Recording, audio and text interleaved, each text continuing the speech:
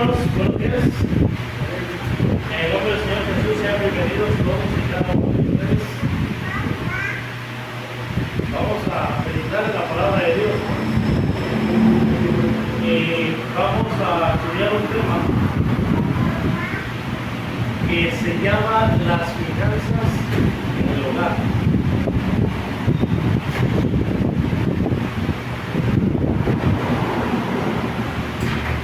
Es un hecho, hermanos, que mientras estamos en esta vida, es necesario tener ingresos económicos para nuestras necesidades diarias.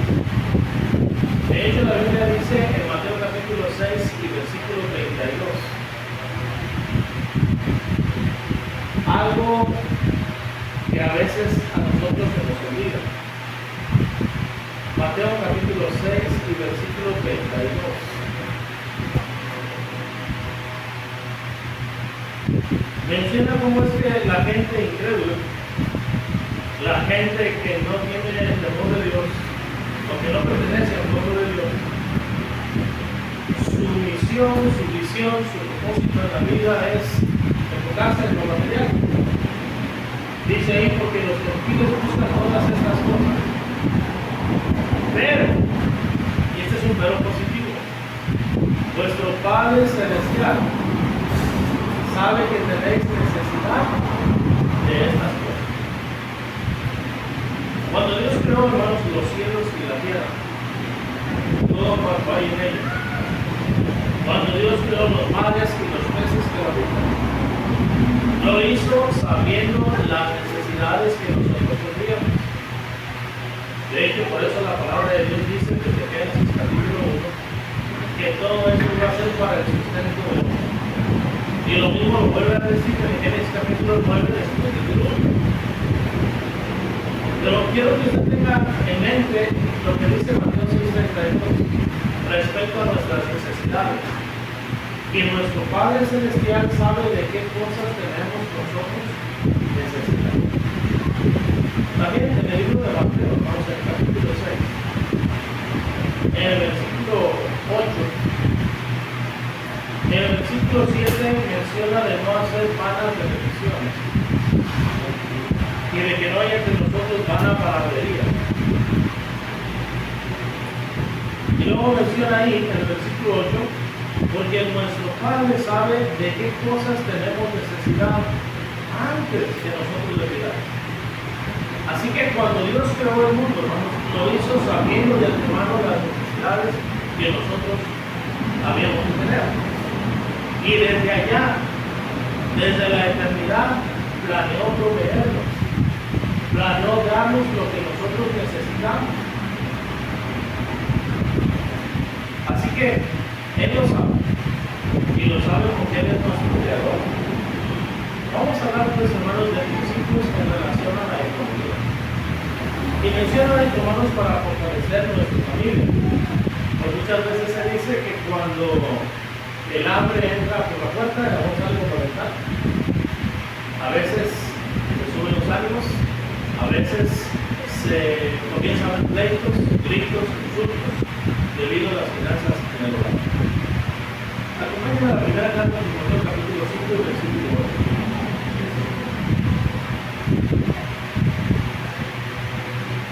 Primera carta a Timoteo, capítulo 5, versículo 8.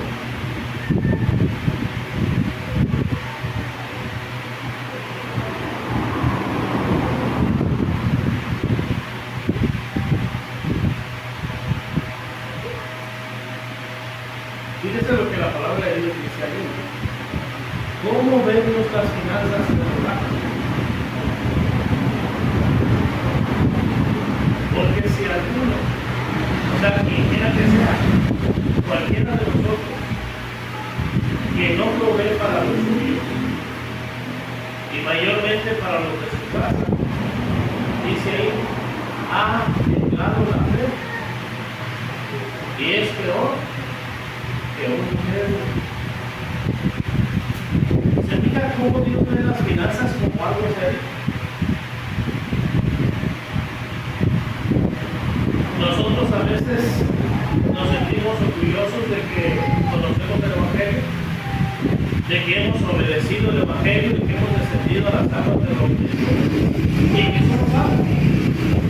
Oh, pero Pablo le está escribiendo a un joven llamado Timoteo, un evangelista en la congregación de Éfeso, una iglesia que de hecho estaba organizada bíblicamente con ancianos.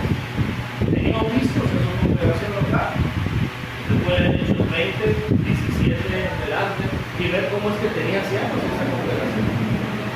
Y a pesar de ser una congregación saludable, usted puede leer la carta a los Efesios y darse cuenta que en 6 capítulos no se menciona absolutamente nada negativo de la congregación. No es como cuando usted lee la carta a los Corintios. Al contrario, cuando usted lee la carta a los Efesios, usted queda impactado con la conducta de los hermanos, con la manera en la cual vivían. Pero ahora que Pablo escribe a Timoteo, le dice que él va a enseñar a la iglesia con respecto a la distribución de las viudas, con respecto al sostenimiento de las viudas, y cómo es que son primero los de la casa los que tienen que proveer para su familia, y que no se come de la ofrenda cuando hay alguien de la casa que puede proveer, sea un hijo o sea un nieto. E incluso va más allá, porque dice que si alguno no provee para los suyos, y mayormente para los de su casa, ha dejado la fe. Y es peor que un proveo. Eso quiere decir que si yo no proveo para las necesidades que mi esposa y mis hijos tienen como cabeza del hogar, mi condición delante de Dios es peor que cuando era individuo. Debemos de creerle a Dios. Fíjense lo que dice ahí, es peor que un incrédulo. Así que ella tiene necesidades, mis hijos tienen necesidades, mi madre tiene necesidades. Si ella quedó viuda, por mayor razón tiene necesidades y es mi responsabilidad, pero no solamente mía, sino también de los nietos. Acompáñame conmigo la primera carta de Timoteo, versículo 3 y 4. Honra a las viudas que en verdad no son. Pero si alguna viuda tiene hijos o nietos, aprendan estos primero a ser piadosos para con su propia familia y a recompensar a sus padres, porque esto, subrayelo, esto es lo bueno y agradable delante de Dios. Pienso que cada uno de nosotros quiere hacer lo que es bueno desde el punto de vista de Dios. Y pienso que cada uno de nosotros quiere tener una vida que agrade a Dios. Pues bien, lo bueno es que yo provea para los míos. Lo que agrada a Dios es que yo maneje mis finanzas, no de tal manera que ande presionando a mi familia a que me ayuden a sacar los pagos que yo tengo, los gastos o los compromisos que yo me eché, sino que yo provea para ellos, que quede libre de deudas, libre de compromisos y que invierta en ellos, que les dé, que les provea en todas las cosas todo lo suficiente. Ese es el deseo de Dios. Y va más allá de solamente tener un techo, de solamente tener vestido, de solamente tener calzado. Va más allá de eso, sino de proveer de todas las cosas que son necesarias. Entonces, si yo no soy un buen proveedor para mi familia, ¿cómo está mi relación personal con Dios? Peor que la de un incrédulo. ¿Cómo está mi vida delante de Dios? Bueno, no estoy haciendo lo bueno que Dios me pide, ni tampoco le estoy agradando. Entonces el asunto de las finanzas, hermanos, es algo realmente delicado, es algo que tiene que ver también con nuestra salvación. Bueno, pregúntese pues, ¿qué pasa cuando las finanzas no van bien en el hogar? Como dijeron aquellos en Hechos 2:37, a sentirse compungidos de corazón, a sentir que su relación con Dios no estaba tan bien como ellos creían o como ellos pensaban. Varones, hermanos, ¿qué haremos? Entonces, ¿qué haremos, hermanos, cuando las finanzas en el hogar no están bien? ¿Qué principio está en la Biblia? ¿Qué dice Dios? ¿Qué debo hacer cuando las cosas no van bien económicamente? Lo primero es establecer que si yo no proveo como debo, como Dios me pide que lo haga, entonces soy peor que un incrédulo. No es una vida que es buena ni una vida que agrade al Señor. Entonces, ¿qué voy a hacer? ¿Cuáles son los principios bíblicos que van a aplicar para mí? Acompáñeme a Génesis 1. Ponga ahí como punto romano número 1, las finanzas personales según la Biblia. Lo primero que tenemos que saber y entender en cuanto a las finanzas personales es que Dios es el creador de todo. Génesis 1:1 dice, en el principio creó ¿quién? Dios, los cielos y la tierra. Ahora acompáñenme a Salmos.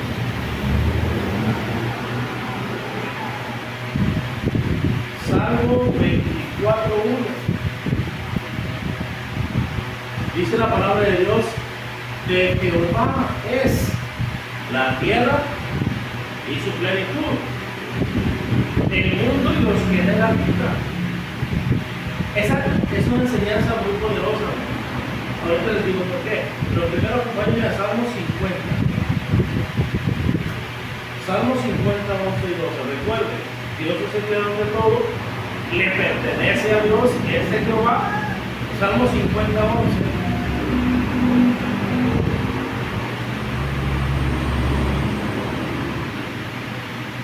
Voy a leer el 10 también. Porque mía es toda bestia del bosque y los millares de animales en los collados. Conozco a todas las aves de los montes y todo lo que se mueve en los campos. ¿Qué dice? Me pertenece. Si yo tuviese hambre, no te lo diría a ti, porque mío es el mundo supremo. Eso quiere decir, hermanos, en vista de que todo pertenece a Dios, que cuando usted le roba incluso un animalito, puede ser una mascota, a su vecino, no le está robando a su vecino, porque a quién le pertenece todo lo que es del mundo. A Dios. Así que cuando una persona pone un diablito y se roba la luz, no le está robando a la Comisión Federal de Electricidad, porque todo lo que hay en el mundo pertenece a quién. Así que cuando una persona pone diablitos y se está robando la luz, ¿a quién le está robando? Al dueño. ¿Quién es el dueño? Dios. Cuando una persona roba, hermanos, le está robando a Dios. ¿Se da cuenta? Todo lo que hay pertenece a Dios. Eso nos convierte a nosotros en administradores. Nosotros no somos los dueños. Por más que la casa esté a mi nombre, la casa no es mía. Porque el terreno, la tierra en la cual fue construida, le pertenece a quién? A Dios. Por más que yo tenga escrituras, por más que yo tenga título de propiedad, el terreno y todos los materiales con los que fue construida la casa, ¿a quién le pertenece? Entonces no es mi casa. ¿Se da cuenta? Yo mismo y todo lo que poseo le pertenece a Dios. Entonces no es mi moto. Entonces no es mi camioneta. ¿Se fija? ¿Se da cuenta? Porque todos los materiales con los que fue construido le pertenecen a quién? A uno solo, a Dios. Eso quiere decir que nosotros simplemente somos administradores. Acompáñenme a la primera carta a los Corintios, capítulo 4.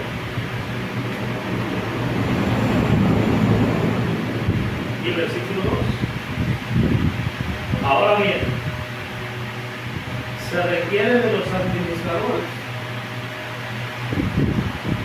¿Qué cosa? ¿Qué se requiere de mí como administrador de los recursos que son de Dios? Que yo sea hallado como fiel. Dios quiere que sea fiel no solamente en el matrimonio. Dios quiere que sea fiel en mi vida nueva, no solamente en relación al pecado, habiendo dejado el pecado, habiendo dejado la idolatría, habiendo dejado la inmoralidad, habiendo dejado el chisme y tal vez los problemas de adicciones. También en lo que respecta a las finanzas, en lo que respecta a las posesiones que yo tengo, Dios me pide que sea hallado como bien. Tengo que saber administrarla sabiamente. Incluso en cuanto a la ofrenda, no dice malgastándolo, no dice derrochándolo, no dice repartiéndolo a diestra y siniestra, sino que dice guardándolo, cuidándolo. Ahora, ¿cómo vamos a administrar el dinero de la tesorería de Dios cuando ni siquiera podemos administrar nuestras propias finanzas? Si no somos hallados fieles, ¿cómo es que vamos a adquirir otra responsabilidad u otro compromiso? ¿Se da cuenta? Ahora, el hecho de que no sea el dinero de Dios, sino que sea el dinero de la casa, no me quita responsabilidad tampoco. Porque ya vimos en primer lugar que todo lo que tengo no es mío, no me pertenece. Y en segundo lugar, que Dios me pide que sea hallado como Dios quiere que los administradores seamos hallados bien. ¿Qué sucede en el caso de un administrador que no es hallado bien en una empresa?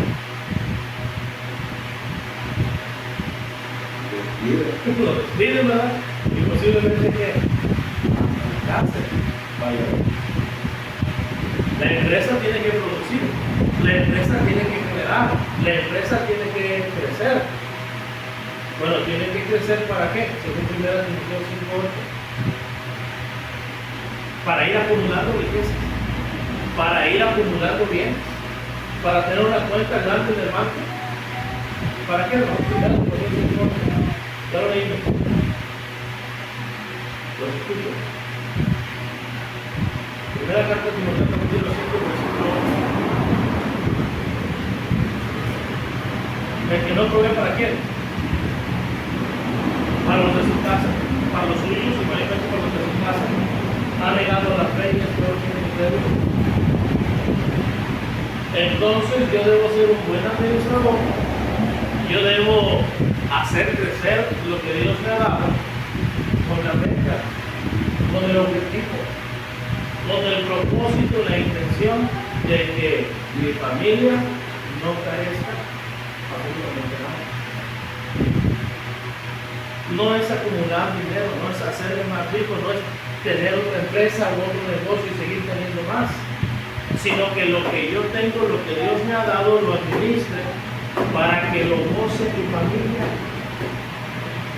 Muchas personas explotan a la familia, a la esposa, a los hijos, los hacen trabajar, no reciben salario, no reciben sueldo, nunca se van de vacaciones, pasaron 15, 20, 30 años. Es más, la esposa se murió trabajando y los hijos acumularon riquezas para el papá y nunca disfrutaron nada. Si no proveímos para nuestros hijos, ¿qué dice la escritura? Somos peores que qué? Que los incrédulos. Entonces analice cómo están sus finanzas desde la perspectiva de Dios. Analice cómo es que están administrando sus fondos, los bienes que Dios les permite tener. No son suyos, son de Dios y Dios le va a pedir cuentas. Vamos a Mateo capítulo 25, versículo 21. Somos administradores de Dios y como administradores Dios nos pide algo. Mateo 25, 21. Y su Señor le dijo: bien, buen siervo y fiel. Sobre poco has sido fiel, sobre mucho te pondré, entra en el gozo de tu Señor. Fíjese que aquí está hablando específicamente de dinero. Está hablando de talento. Está hablando de dinero. Está hablando de recursos, está hablando de bienes.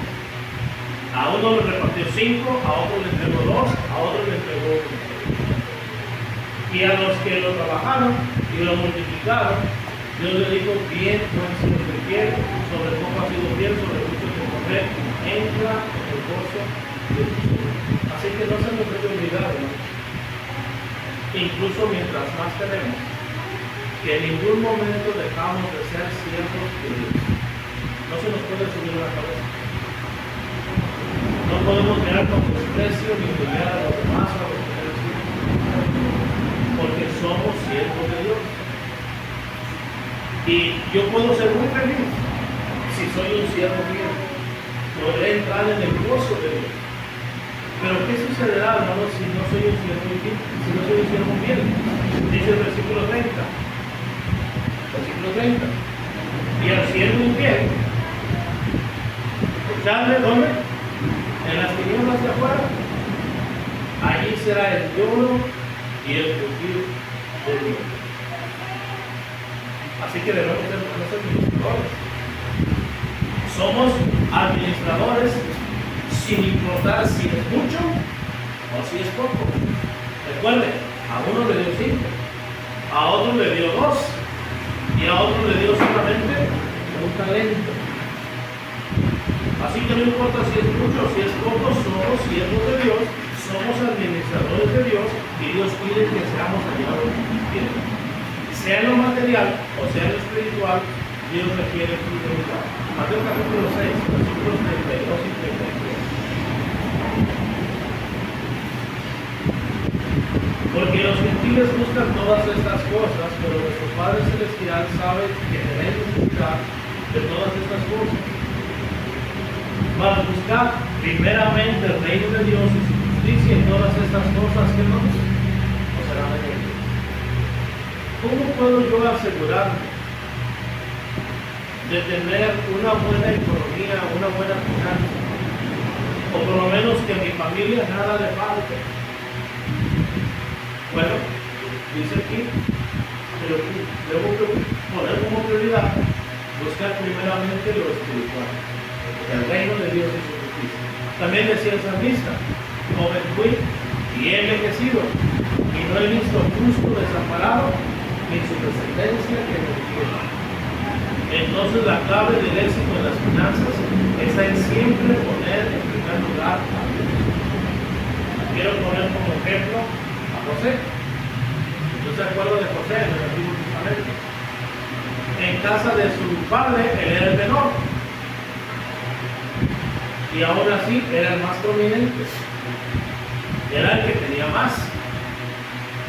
Luego, por la envidia de sus hermanos, es vendido para esclavo y llega a Egipto. Y es vendido como esclavo en casa de Potifar. José siempre tuvo en primer lugar a Dios. ¿Y qué fue lo que pasó? Dios lo puso como señor de toda la casa de Potifar. Luego, debido a la trama de aquella mujer perversa y a la calumnia que le hizo, es llevado a la cárcel. José tuvo en primer lugar a Dios. ¿Y qué fue lo que hizo Dios? Lo puso al frente de toda la cárcel. Solamente entregaba cuentas y el carcelero ya no se preocupaba por nada.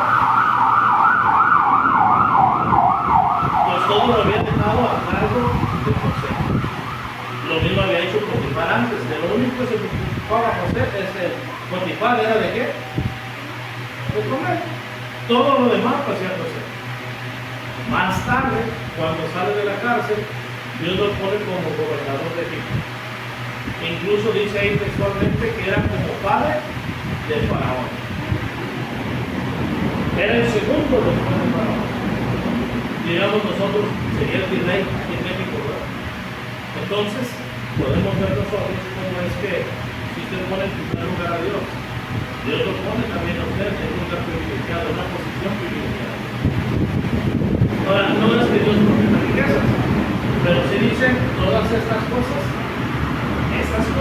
alimento, vestido, calzado, las cosas que son para el sustento diario, usted ya las tiene garantizadas.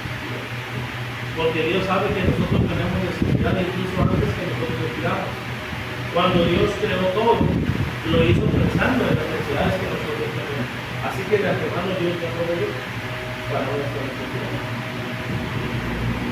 Punto número 2. Necesitamos poner en orden los asuntos espirituales. Antes de que mi negocio crezca, mi relación con Dios tiene que crecer. Antes de que mi empresa produzca, yo debo de producir y desarrollar en mi vida el fruto del Espíritu Santo. Amor, gozo, paz, paciencia, bondad, para poder ser bendecido por Dios. Ahora, quiero ser una cosa. Si su objetivo es acumular riqueza, acumular dinero, usted no necesita de dinero. Fíjese lo que dice Mateo capítulo 4.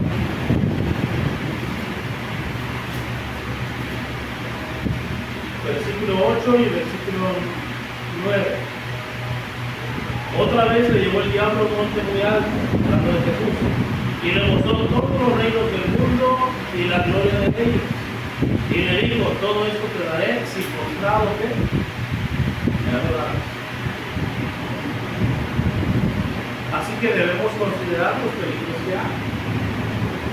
El hecho de que yo tenga buena economía, buenas finanzas, el hecho de que mi negocio vaya creciendo, no significa que yo tenga una buena relación con Dios. Satanás dice, si tú te postras y si tú me oras, ¿qué dice? Todos los reinos de la tierra. Recuerde que Satanás es ladrón. Él vino para robar, matar y destruir. Hay riqueza para la vida.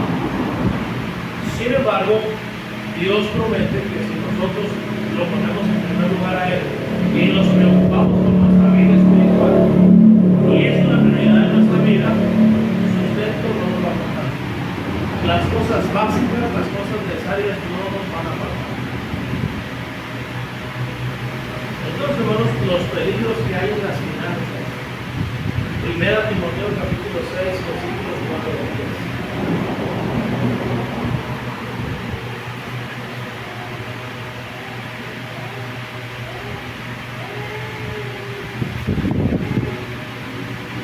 Porque los que quieren enriquecerse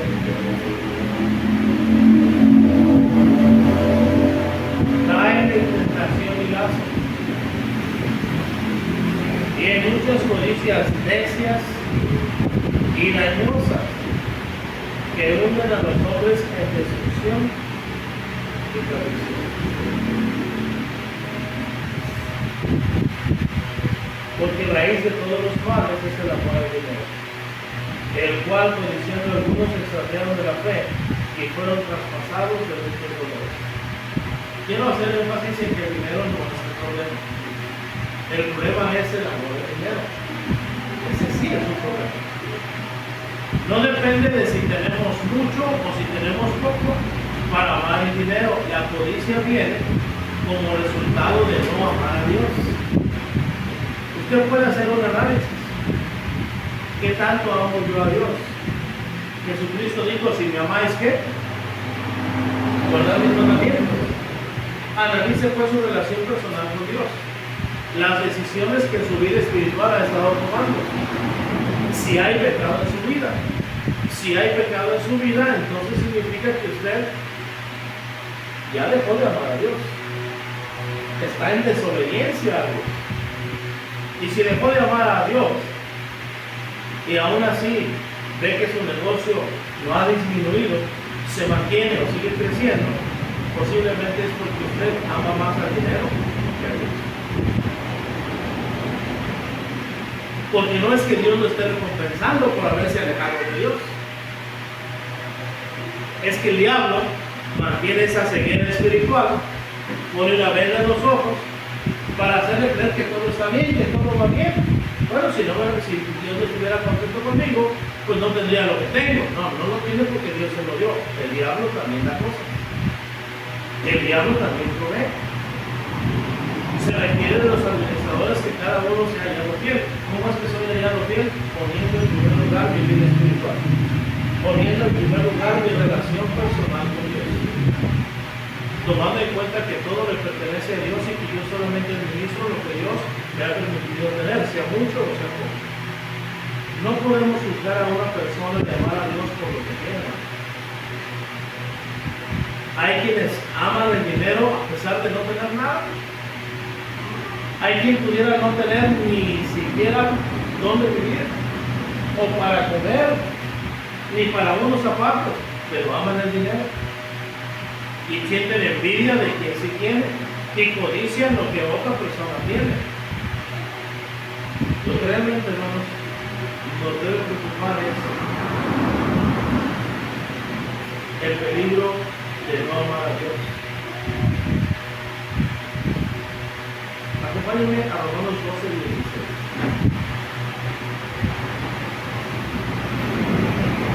Romanos capítulo 12, versículo 16.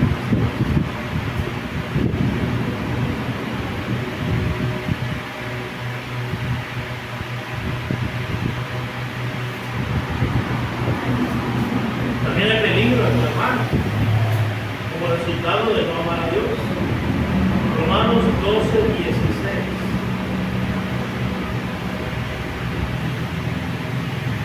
Unánimes entre vosotros, no antiguos, sino asociándonos con los humildes.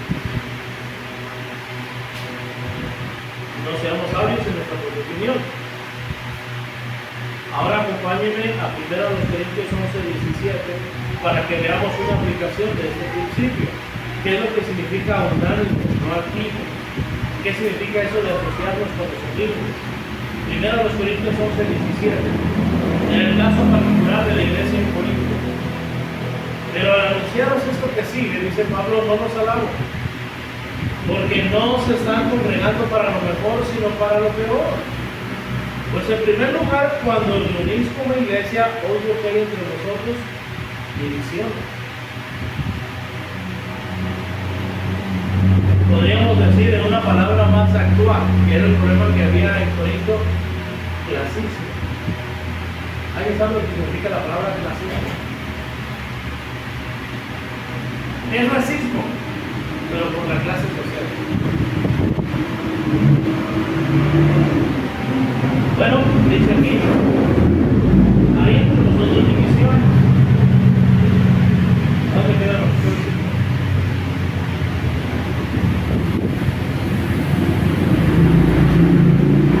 ¿Esa es la lectura o no es la lectura? ¿Qué versículo, por favor? Aquí para la atención. Corintios 11:18. Dice, pues en primer lugar, cuando os reunís como iglesia, oigo que hay entre vosotros divisiones en el europeo. Porque es preciso que entre vosotros haya disensiones. ¿Para qué? Para que se hagan manifiestos entre vosotros los que son aprobados. Cuando pues os reunís vosotros, esto no es comer la cena del Señor. Porque al comer cada uno se adelanta a tomar su propia cena, y uno tiene hambre y otro se embriaga. Porque no tenéis casas en que comáis y bebáis, o menospreciáis a la iglesia de Dios y avergonzáis a los que no tienen nada. Y os diré, os alabaré, en esto no os alabo. Resulta que cuando ellos se reunían para participar en la mesa del Señor, ya no era la mesa del Señor, ya era glotonería y borrachera. Pero ni siquiera era parejo. Los que tenían comían y a los que no tenían no les permitían comer. Los avergonzaban por no tener. ¿Se da cuenta? El problema que había en la iglesia del primer siglo. Santiago capítulo 2, también la Biblia dice, acompáñame a Santiago capítulo 2. ¿Cuál es el trato que nosotros les damos a las personas?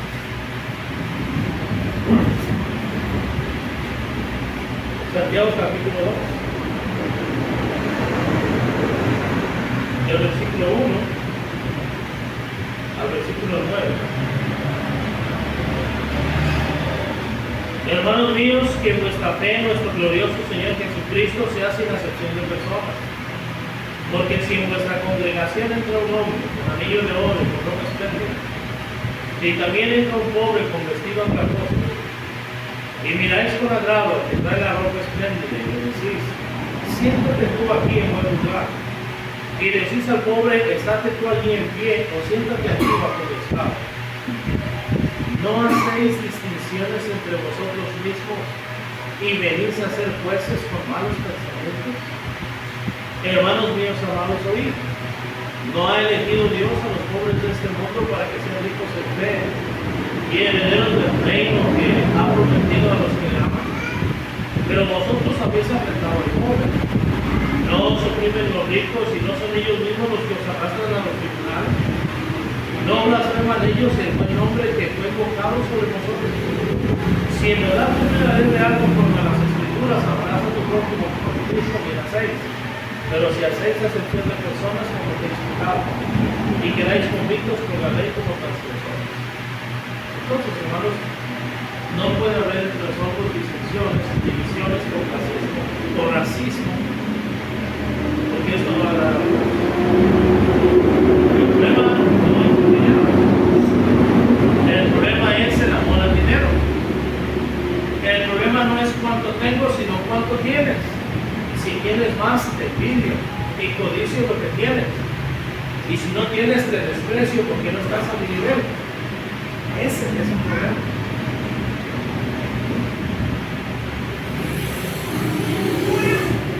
El peligro es ser antiguo, de creer que es mejor o de que soy mejor por lo que poseo, por lo que tengo. A eso también se le conoce como arrogancia. Dice ahí que venimos a ser jueces con malos pensamientos, porque yo no poseo nada. Desnudo salí del vientre de mi madre, digo no, y qué pasa más. Y desnudo como venga. No me voy a poder llevar absolutamente nada. No importa cuánto haya crecido, no importa cuánto haya multiplicado, no voy a llevarme nada. Entonces, yo solamente administro lo que es mío. El día de mañana, alguien más va a poseer lo que yo tengo. Alguien más lo va a tener. Incluso entre hermanos no podemos pelearnos por lo que hay en casa porque nada es nuestro. Que me lo compraron a mí. Sí, pero momentáneamente es mío. Es una ilusión nada más de que me pertenece. Realmente todo lo que hay en la tierra y su plenitud es de quién? Del Creador. Del que lo creó. A él le pertenece todo. Hay un peligro, vamos, cuando vamos a ver, y el peligro no es el dinero, sino el peligro es de valorar a otros por lo que otros tienen. Romanos capítulo 12, versículo 13, si regresamos por favor, a Romanos capítulo 12, pero ahora el versículo 13. La escritura dice lo siguiente.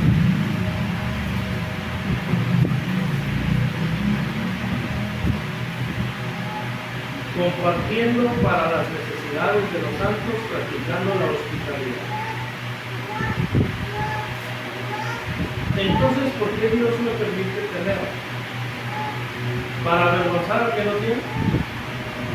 ¿Para sentirme superior al que no tiene? ¿O es para identificar quién tiene una necesidad y suplir esa necesidad? ¿Se explica? Si mi hermano tiene una necesidad y yo poseo, yo tengo, Dios quiere que yo lo administre. Es decir, Dios me dio para que yo, dice ahí, comparta de lo que yo tengo para suplir la necesidad del hermano. No es sí debo de proveer para mi familia, sí debo proveer para ellos, nada les tiene que faltar, pero no debo pensar solamente en mi esposa, en mis hijos, en mis padres, en mis abuelos, no solamente en sus gastos médicos, no solamente en su alimentación, no solamente en su ropa, en que tengan donde vivir en condiciones higiénicas, en condiciones saludables, sino que también debo identificar en la congregación qué hermanos están pasando por necesidades para yo suplirlas. Es lo que dice ahí, Romanos 12:13, compartiendo para las necesidades de los santos. Tenemos que ser honestos. Es para que yo comparta. Una cosa es compartir y otra cosa es tener una persona que trabaje para mí. Son dos cosas totalmente distintas. Una cosa es darle trabajo a una persona y otra es desprenderme de lo que yo tengo. No por lo que la persona va a hacer, sino porque lo necesita. Y dice ahí, practicando la hospitalidad. Primera de Pedro, capítulo 4 y versículo 9. Acompáñenme allá. Primera carta de Pedro, capítulo 4 y versículo 9.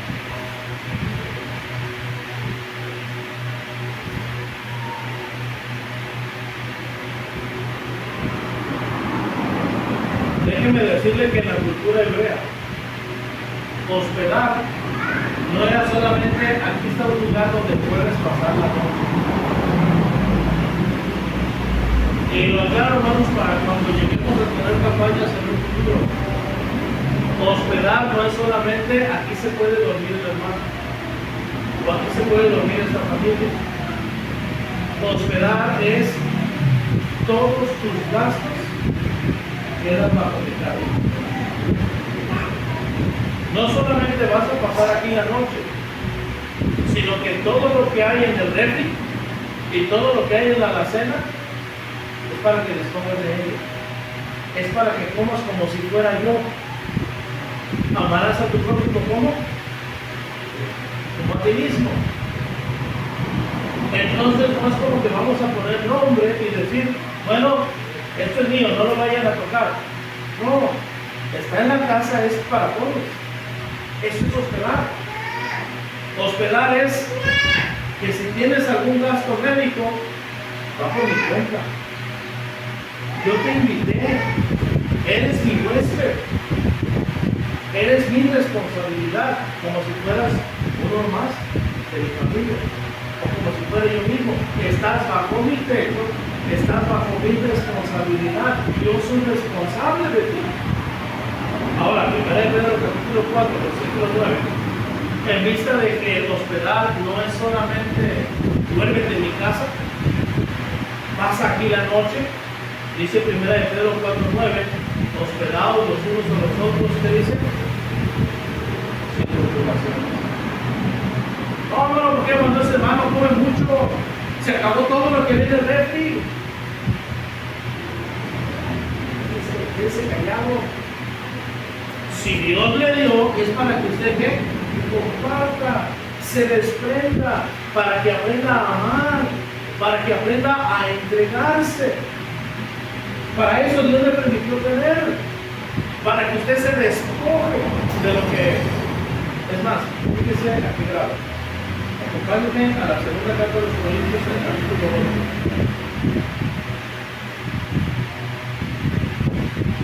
Segunda carta de los Corintios, el capítulo 8.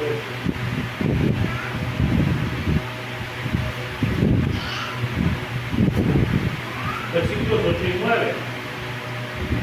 No hablo como quien manda, sino para poner a prueba por medio de la diligencia de otros también la sinceridad del amor vuestro.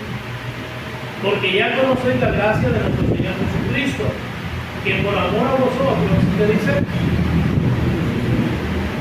Se hizo pobre, siendo rico, para que vosotros por su pobreza fueseis. No, ese hermano se enfermó y lo llevé al doctor y me costó tanto.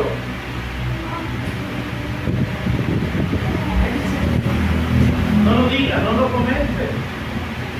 Ahora, hospedar tampoco es que yo proveo para el alimento del hermano o del grupo de hermanos que nos visitan. No es yo hago sus gastos médicos, pero después páguenme. Reembolsenme lo que yo gasté. Eso no es hospedar. Es para, Dios me permitió a mí tener finanzas para que me provea. Primeramente para mi esposa, para mis hijos, para mis padres, para mis abuelos, para los de la casa. De lo contrario, soy peor que un incrédulo. Pero también para las necesidades de quienes, de los santos, dentro y fuera de la congregación local. Con ese propósito Dios me permitió tener lo que tenga y yo estoy administrando lo que es de Dios. Y yo no puedo quejarme, ni tampoco puedo alzarme el cuello y decir yo le di, porque yo no le di. Dios le dio por medio de lo que me permitió a mí administrar para eso, para dar, para compartir. no es mío, yo no se lo di, es de Dios. Yo solamente tomé lo que es de Dios para darle a quien tiene necesidad. ¿Me explico? Yo solamente fui el medio, el recurso o la persona que Dios utilizó para entregar ese bien, para repartirlo y compartirlo con los demás, sin murmuraciones, sin quejas, sin contiendas, sin andar de chismoso, y menos andar de activo o arrogante. Entonces, mis seres humanos, coméntenos una clase, preguntas, dudas, comentarios. Yo creo, hermano, que es también según nuestras posibilidades, ¿no? Sí. Ayer vi un comentario una vez diciendo, bueno, hermano, es que usted ya lo dio, ya no lo cobre, ¿no? ¿Por qué? Porque usted ya lo dio y ya no quiere recibir lo que prestó, ¿no? Pero viendo la necesidad, viendo al hermano, ¿verdad? Que él batalla, ¿verdad? Para que él dé sustento a su familia, ¿verdad? Para que siga recuperándose, ¿verdad? Pues tampoco puedo decirle, oye, pues déjalo ahí, ¿no? Porque es un algo prestado, lo cual pues, él lo prestó al hermano como de esos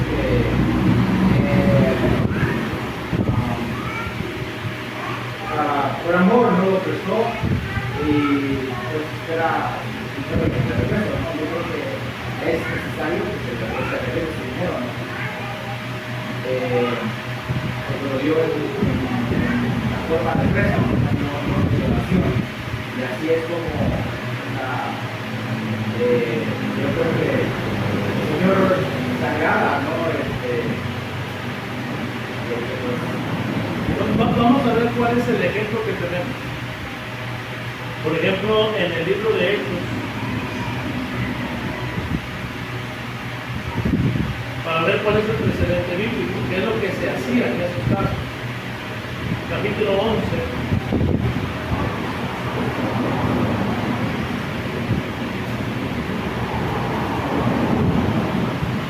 Algo que debemos tener en cuenta, hermanos, es que la ofrenda no es una cama popular, tampoco es una cuenta mancomunada, ni tampoco es una cundida, ¿cómo le llaman aquí? Cuando hacen grupos y que dicen, bueno, está bien, pero el número 2, ¿cómo le llaman aquí? ¿Cuál es usted? ¿Cuál es el término que usa usted? Bueno, allá en Tijuana se le conoce como cundida. En otros lugares se llaman tandas. De hecho, Tandas. ¿Sí?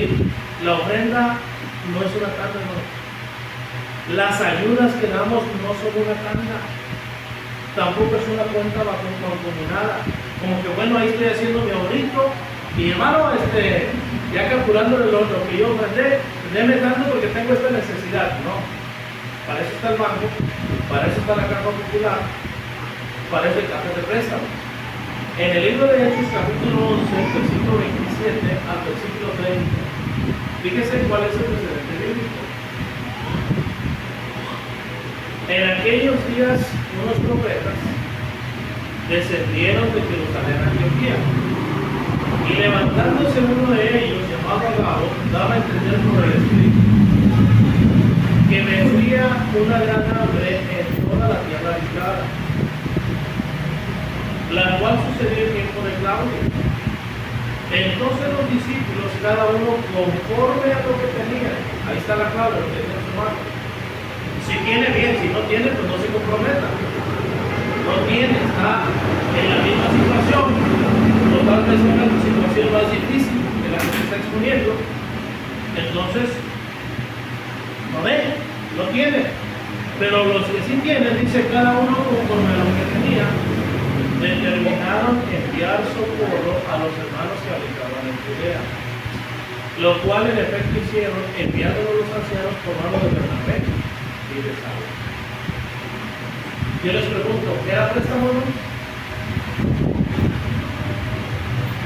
¿Lo esperaban de vuelta? Bueno, hermano, les vamos a dar ese dinero, Pero cuando venga la necesidad, ustedes nos lo regresan para atrás. ¿Lo hicieron así?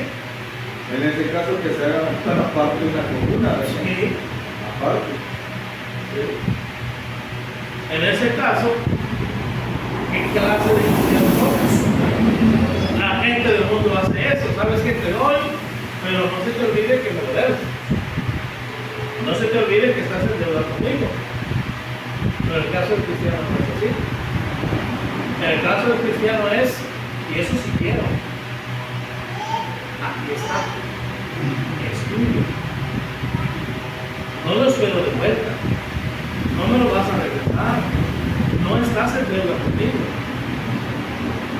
Yo solamente lo di, porque entiendo que yo soy administrador de Dios. Dios no te lo está prestando, Dios te lo está dando por medio de mí.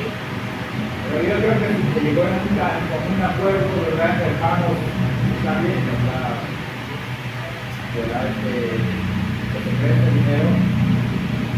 Yo creo que, bueno, pues Sí, cuando es prestado, es prestado. sí, o sea, se llegó un acuerdo de. Acordemos algo. Lo vendido es vendido. Lo fiado es fiado. No, es fiado. Se lo dio, lo debes. Lo prestado es prestado. Lo rentado es rentado. Es rentado, no vendido. Es vendido, no rentado. Es prestado. Pero también lo dado, ¿qué hermano? Dado. Lo dado es dado. Y en el caso de la iglesia del Señor, hermanos, no está hablando de préstamo. Está hablando de donativo, de donación, un donativo que se llevó a Jerusalén. La palabra ofrenda viene de dar, de entregar, de tener comunión con la situación en la que nuestros hermanos están viviendo. Entonces hay que hacer esa diferencia. Entonces, el problema es cuando yo en mi mente digo que es prestado, pero a la iglesia le digo que es de la iglesia. Ahí ya no solamente no fue dado, sino que además soy un mentiroso. Porque yo dije, es para la iglesia, es para el Señor. Cuando en realidad no era para el Señor ni para la iglesia, era mío. Y ya después cuando alguien me quiso reclamar, entonces yo digo, no, es que fue prestado. Cuando eso no fue lo que se dijo. Eso es lo que hay que aclarar antes. Bueno, es fiado, es vendido, es prestado, es rentado. Pero una vez que ya se dio, yo no puedo decir, regrésenme. Sucedió en San Pedro Guatemala, una familia que estuvieron ofrendando y cooperando para las actividades de la iglesia. Era una familia grande con un negocio en pleno centro. Pero todos ellos llevaban el registro de cuánto habían ofrendado cada domingo y cuánto habían cooperado, aparte de la ofrenda, para las actividades de la iglesia.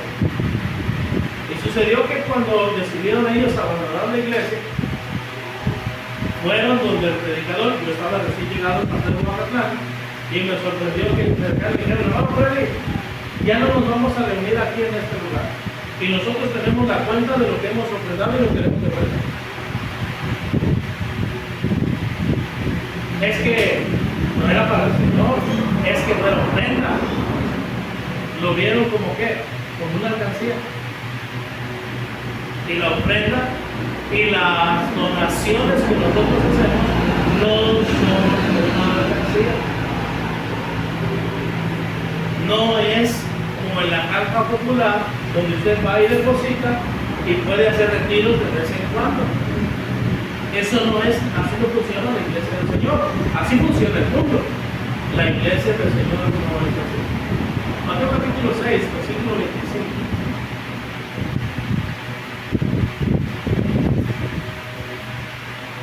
Una de las cosas que debemos considerar también, hermanos, como cristianos, es que nuestra vida vale más que lo material. Y a veces nosotros no lo valoramos. Mateo 6, 25.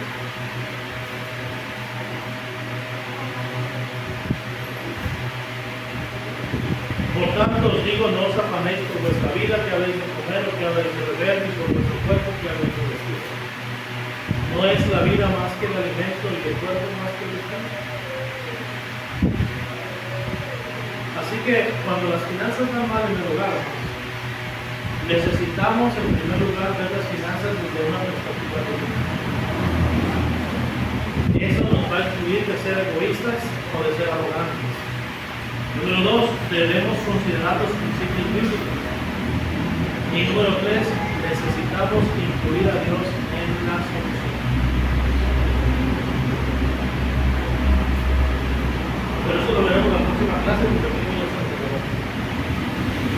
Por ahora hemos visto solamente 2 puntos, que es, necesitamos ver las finanzas desde la perspectiva de Dios. Dios es el dueño, yo no. Yo solamente soy un administrador y necesitamos ver los principios bíblicos. No debemos amar las riquezas, no debemos amar las posesiones, debemos amar a Dios. No debemos valorar a las demás personas por lo que tienen o lo que no tienen, o porque siempre están pidiendo o siempre están necesitando. Al final del día, si yo tengo, es porque Dios me hace responsable de compartir con los demás lo que yo tengo. Y recuerde que al que más puede, más se le exige. Si tenemos a varios niños en la casa de diferentes edades, bueno, usted no va a poder poner al menor a cargar el mismo peso que el mayor, ¿sí? Sería injusto. Y los injustos no heredarán el reino de Dios. Y eso también aplica, hermanos, cuando hacemos cooperación como iglesia. No podemos decirle a un hermano que gana tal vez menos del 10% de lo que yo gano, que nos toca cooperar iguales. Sería injusto. Y los injustos, ¿qué, hermanos? No heredarán el reino de Dios. O sea que cuando se llegara a tocar el tema de una cooperación, se puede tomar referencia de los ingresos de cada individuo. No, a modo personal sí, a modo congregacional no, porque no es por imposición. De hecho, la palabra de Dios dice, el que quiera, es el que quiere. Lo que sí podemos hacer es, como en esta ocasión, hacer conciencia. Si yo decido que no quiero participar, está bien, no participe. Pero recuerde que soy administrador y se requiere de los administradores y cada uno se ha hallado como bien. Si digo, no, todos parejos, todos iguales, bueno, no sería justo. No sería justo porque tal vez la otra persona gana menos de la mitad de lo que yo gano. Entonces no sería justo que nosotros nos participemos. Bueno, lo dejamos a los pendientes para la siguiente lección. Igual, entre semanas estoy disponible para cualquier pregunta o cualquier comentario adicional. Que Dios nos bendiga a todos. Ahí.